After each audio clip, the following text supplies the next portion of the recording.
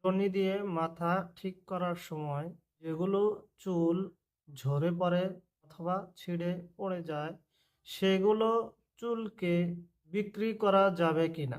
অনেক মেয়ে মানুষই চুল ঠিক করার সময় যেগুলো চুল পড়ে যায় ওইগুলোকে ভালোভাবে গুছিয়ে এক জায়গায় রেখে দেয়।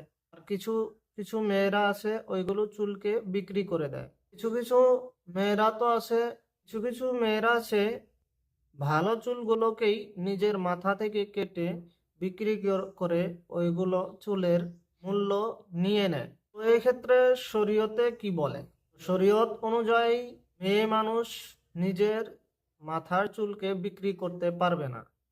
কোনো মানুষও নিজের অঙ্গ প্রত্যঙ্গ থেকে কোনো একটি অংশ কেটে বিক্রি করতে পারবে না, কেননা মানুষ হচ্ছে আশরাফুল মখলুকাত। আশরাফুল মখলুকাতের প্রত্যেকটি অঙ্গ হচ্ছে সম্মানীয়।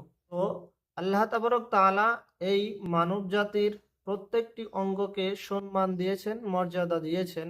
মানুষের কোনো অঙ্গ প্রত্যঙ্গকে কেটে বিক্রি করা যাবে না।